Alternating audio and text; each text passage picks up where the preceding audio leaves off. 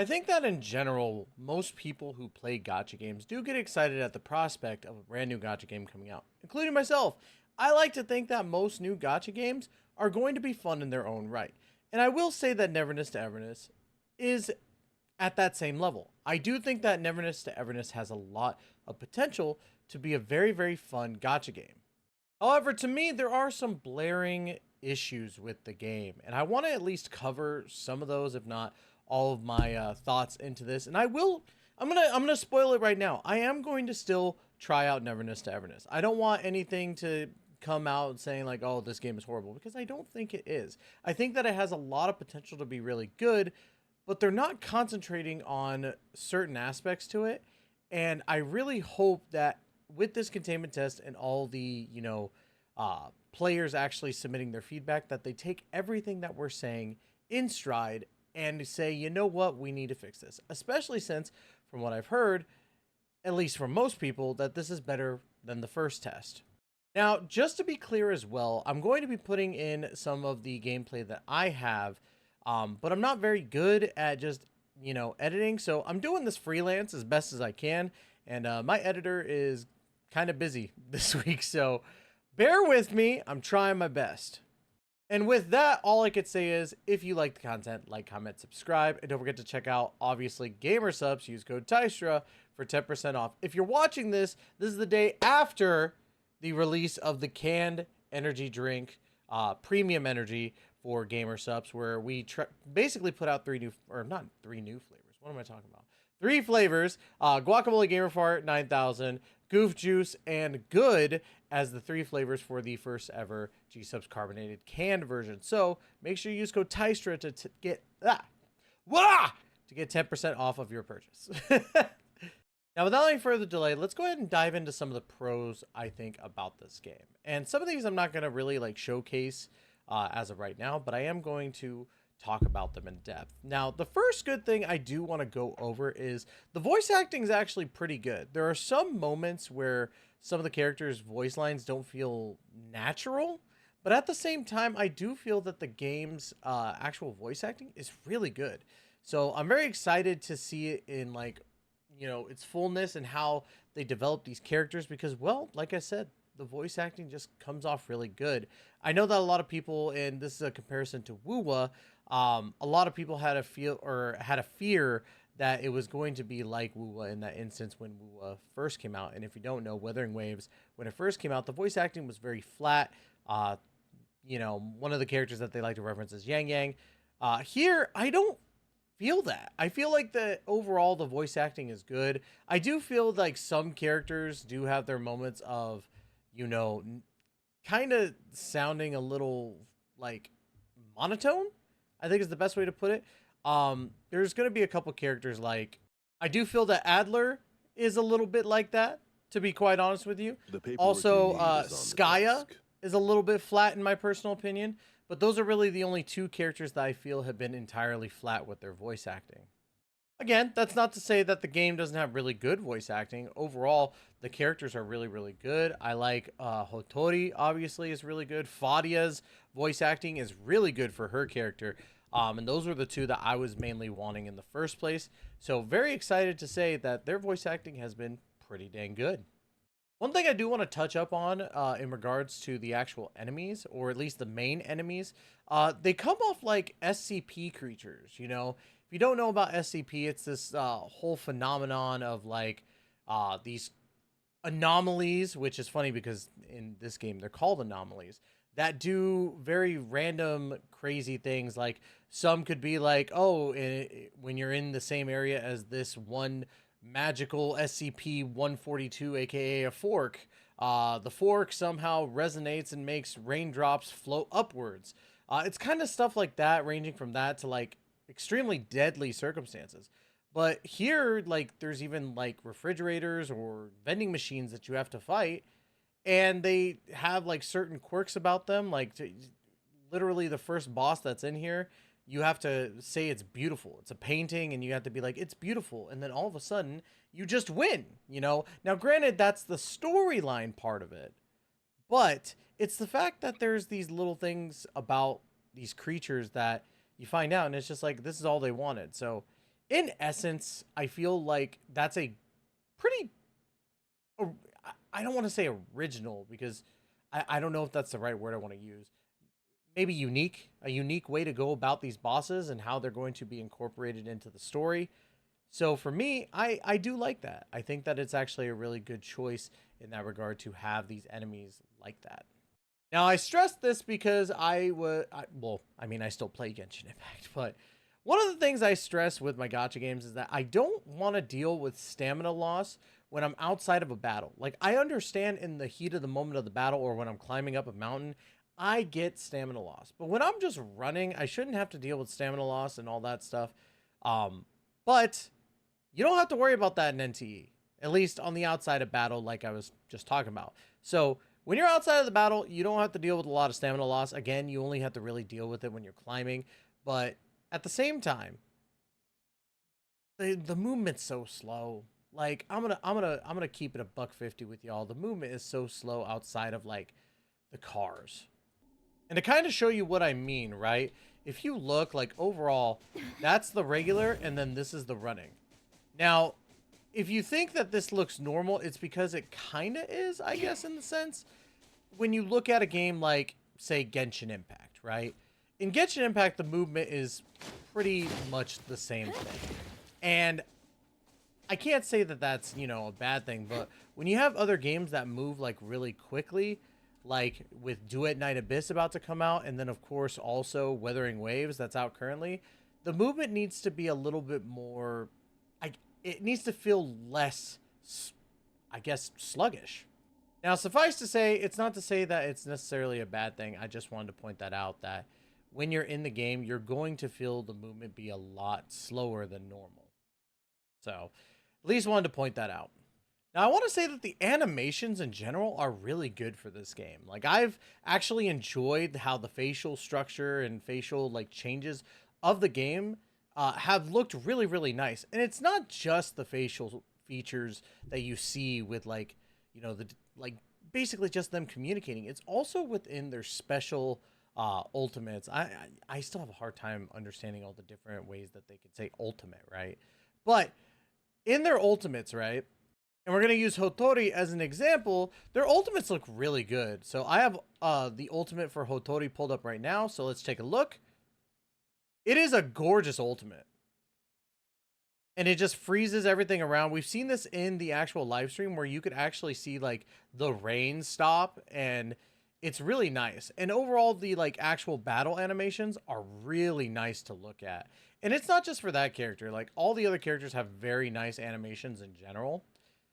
This one I just got, and she's really cool too. She could actually like grab an enemy and slam them down. So I think she's really cool. Plus she's extremely hot. I mean, that's... you can't go wrong with extremely hot. I'm just saying. So, but outside of that, the animations look really, really good. At least in my opinion. Some people might disagree. I think it looks good. Now, something I didn't talk about when I was talking about the voice acting, but I want to make this clear as well. I think what's really good about Neverness to Everness is that they actually have an MC that has full actual lines. It's not just one line every once in a while.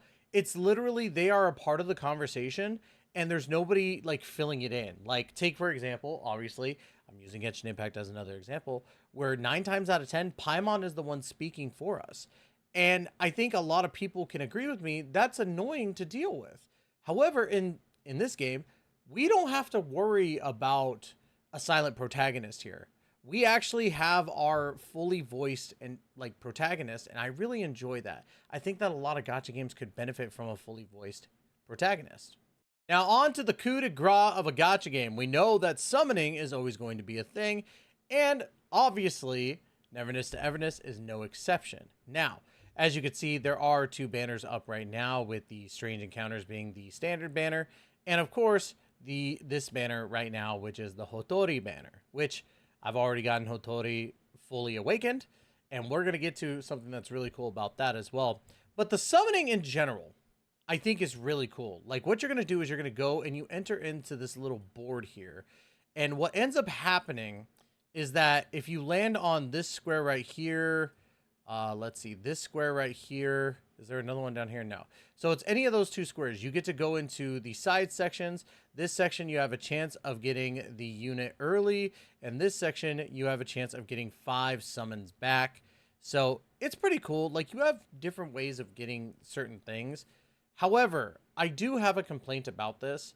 Let's roll a 10 just to kind of show it. So there's a 4 right there, right? It's very, very slow.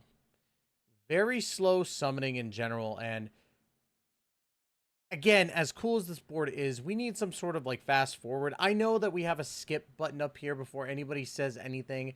I understand the skip button is there. However, it's the fact that really, in regards to this, like, there should be, this piece should go a little faster. Like, imagine my summon videos right now. They're already like 8 to 9 minutes, like, total. And I record about 15 minutes of footage, so that way we can cut out, you know, whatever we can. For someone like me, if I was doing these summoning videos, like, these would take like 40 minutes to do 90 pulls. Like, we're not even done with this first 10 pull. I'm still yapping. We're at 7 out of 10. And you could see that it, in total, it just gets really annoying. Now, outside of that, and we're going to see it here in a second, there is one good thing about this one, right? Or, I wouldn't say good, like, it's kind of a double-edged sword, in my opinion, in regards to this. Oh, wait, hold on. I think I need to do a single, just in case, right? But we're going to see something really quick. So, as we go to this screen, right? You get like all your regular items, but you also get your characters on the side, or it'll be on here as well. But this is the 10 stuff that we get per normal, and then any extra stuff goes on the side over here as well. So you're not just getting a 10 pull, you're getting upwards like 12 to 13, I guess you could put it in essence, because if you land on any of these squares, you can get a, you know, ×4 chess piece, stuff like that. Really quick, I want to roll, see if I get it. Nope, never mind. Okay. Well, that was kind of cringe. But you get my point. Summoning is... This way of summoning is cool in essence if you like board games, but at the same time, it's not really changing that much. It's just changing the look of the Gamba system. Like, it's already predetermined in that sense of how long it's going to take you. So for me, it's just another visual. I would much rather it just be a little bit faster. But yeah, I think it's a cool aesthetic. That's really all I could say about that. Now, something that I alluded to a little bit ago was there's something cool about pulling multiple characters in this game. And I'm going to show you here in just a moment. With the whole thing of this, like, design, like, this whole thing is really cool. You have your arcs, which is your weapons, the console, which is going to be the, basically your ecosystem, your artifacts, that type of thing. And then, of course, we get to the awakening. Now, as you can see, I have a fully awakened Hotori in this demo. But what's really cool is that you could actually toggle your abilities. So for me, like, let's say, oh, wow, during stop time, somehow I don't want Hotori to ignore 30% of the target's DPS. Well, I could go ahead and do this. Boom. It's now switched, right? It's removed. So that's cool. I can go ahead and just, you know, remove them at will. But I could then do that and well, now I just removed it. But basically, I could just go ahead and activate these, right? So I come here. Wait, I'm kind of confused on this. Now I'm confusing myself, right? I think basically you're just choosing between these abilities at that point. But yeah, it's a little different. You could toggle whichever on certain aspects. So I kind of dig that. There's certain like ones that kind of get confusing, like these ones where you could choose like which one actually works. But either way, I think that overall this ability is kind of cool. It gives you different ways to go about changing the abilities of your character. Okay, now I realize where I was making my mistake, so I'm going to go ahead and show you guys what I mean. So basically, you could toggle it from there, right? And you're basically choosing where you want your actual effects to work. So what I was doing was kind of like messing around with it a little too much, but basically I could choose to toggle it on or toggle it back on from there. That's where I was confused. I was flipping around doing all sorts of stuff, but I didn't know that you could actually flip the placements of them, which I don't know if there's actually a difference that makes, but I think it's cool in general that you could actually really work with the toggling of your awakening. So learn something new while doing this video. And the last really big pro about this game, and I can't really go in, like, I can't show you right now because I do not have the footage pulled up. So my apologies on this, but there are random battles in the city that do happen. And I think that that actually adds uniqueness to it in regards to like the OG RPGs, such as like Final Fantasy VII and, you know, Legends of Dragoon. So I like that. I think that that in general kind of brings it back to its roots, because gachas most of the time are kind of based off of RPGs. You're playing the role of an MC, you're going around and fighting enemies and all that stuff, and it sounds just like OG Final Fantasy. And I think that that in general just warms my heart, because it's paying homage to, you know, the ones that came before it. Now, I feel like I've glazed enough, because I do have some issues with the game, and it really, some of these do actually really tick me off, and I'm going to go ahead and dive into them now. When I first started playing this game, and I played it on stream for a little bit, I was just very tired that day. I've been working a lot at my real job. During the first part of this game, I was noticing that there was issues with the actual settings, to where I was trying to change my settings and there just wasn't a highlight. And I think it only happened at the beginning of the game, because afterwards it worked fine. But at the beginning of the game, when you're able to actually like change your settings and everything, I think it's crucial to not really like have that sort of issue, because I feel like that's going to deter people away from actually playing the game a little bit, especially when 9 times out of 10, when you start new games, the music is blasting and you don't want it to blast, especially for streamers. So that's one issue that I had. Another issue that I had is their controller optimization. And I'm a little bit discouraged in regards to the game, in regards to the controller optimization. Now, what do I mean by this? Well, let me go ahead and explain. So I am on controller right now. I'm using this bum-ass Chongyun controller. And I just want to be clear, like, I use controller 9 times out of 10 out of all my gacha games. So the inputs are very bad right now. And I'm going to put it to you like this. So A is my jump on this. I want you guys to see when I push it, right? Push, push, push. See that massive delay? So it's going to hurt you in the long run when you're playing on controller. I also feel that the camera sensitivity, because of this lag, makes it a little bit more difficult to know where you're going, and it kind of makes it harder. Now, people will say, well, why don't you just play keyboard and mouse? Well, yeah, I can play keyboard and mouse, and that's perfectly fine. I prefer to play controller because I just like controller. Call me a big bad baby bitch, I don't care. But yes, it also is the same thing with the dodge too, but it's less prominent. So when I do the dodge, it's actually pretty instantaneous for the most part. However, with the jumping, it's just weird, right? And you could say like, oh, well, what happens when you're on keyboard and mouse? And now, as you can see, I'm putting my thing over here. Controller's over there. I'm on keyboard and mouse now. It's pretty... There's like the lag is not as there. Like, there's still a little bit of lag, don't get me wrong, right? But the lag is not as prominent as it was before. And to me, that hurts the overall product, because I'm not the only one that prefers controllers. You know, there's also kiddos, you know, that also like it. There's grown adults that like it. There's so many people that actually like using controller. But to be honest, most people are going to be using a controller in general. So to me, I just feel as though, like, the controller support, while this isn't the final product, is just blatantly horrible. And I don't know if anybody else has really said anything about it in regards to the actual, like, you know, thing. It's just annoying. It's just very, very annoying. So, I don't know. I hope that they fix that before the final game or the final version comes out, but we'll see how that goes. There is a couple other things about this game that have kind of irritated me to a big extent, and I want to kind of dive into the first one real quick. Now, for those who don't know, there's actually a bond and a message system with characters, which I think is cool in that regard, because every gacha game does it, and I think it's one way to put your parasocial activities to a whole new landscape, right?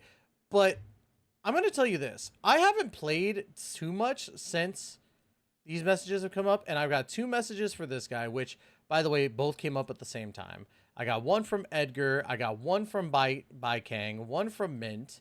I actually had, oh, hold on. I had 4 from Taigido, which is right after I finished the last mission, right? And then I have 2 from Nanalie. I have one from Otori, one from Sakiri, and then an unknown one. Now, of course, I know that probably after a while, these messages aren't going to come through as much, but it's a little overwhelming, like getting 50 messages at a time, and it's taking so long to actually get through the messages because it's an automatic, like, text line that you have to wait for. So to me, I feel like that takes away a lot of, like, it just takes away a lot of time, and I feel that gacha games should at least respect the time that it actually takes to play their game. And then my last take on this game, at least for a cons thing, is that when you're in quests, like sometimes the quest won't advance until you're done walking with another character, which isn't new. I want everybody to understand that this isn't new. But the difference is that when you're walking around the city with a character for a quest, they walk literally like at 0.25 speed. And that is annoying when your character, even walking, outpaces them by 4 times. It's insane because you have to wait for them to hurry up or just spend 5 minutes just watching them walk. And maybe I'm just a crazy person for not liking that, but there's got to be a way to fix it to where these guys either walk a little bit faster or make it so that I don't have to walk with them. And some people, again, might get that whole parasocial thing of like, oh, I want to walk with my characters, but the speeds have to match. Like they need to walk just as fast as I can. And I'm tired of games. It's not just Neverness to Everness. Other games do it, but not to the degree that Neverness to Everness has done with it. I'm just tired of characters who walk slower than me. Why is that a thing? Like, let's get it going, right? But I digress. Outside of my complaints, I do think that Neverness to Everness has a lot of potential to be the next great gacha game. The problem is that while they fixed a lot of stuff, there's still some blaring issues. Like, I can't get over the controller issues. Like, I have a hard time playing this game on mouse and keyboard. Even though it matches well with other games, I just don't like playing these games without a controller. I think the controller just makes it a little bit easier, and I could just sit back, relax, instead of being all like, you know, up on my keyboard and mouse like that, you know? But that's just how I look at it. Especially if you're going to be putting this game on PS5 and Xbox, you got to be careful with how you do your controller support. I will be making sure that during my surveys that I push that. But outside of that, you know, it's got its few issues, but I think with minor adjustments to like the summoning system and, you know, just the overall walking speed and stuff, I think the game is going to do just fine. I don't think it's terrible. There are some people that are like, it's a broken mess. I don't think it's that broken. I think that it just comes down to slight issues with the game, but that's just me. Let me know in the comments down below what you think about Neverness to Everness, and if you've played the game. Would love to hear y'all's opinions. Is there something that I missed, or maybe I'm just not far enough in the game to find these issues? I have seen a couple of things, like I saw one, I can't remember, I think it was Legions. He was trying to hit an enemy, but it just wasn't registering. Like, that needs to be fixed right away. But outside of that, I think that I haven't really seen too many glaring issues with the game. But that's going to be it from me, y'all. Love you to death. And as always, we will catch you in the next video. Please take care and be safe.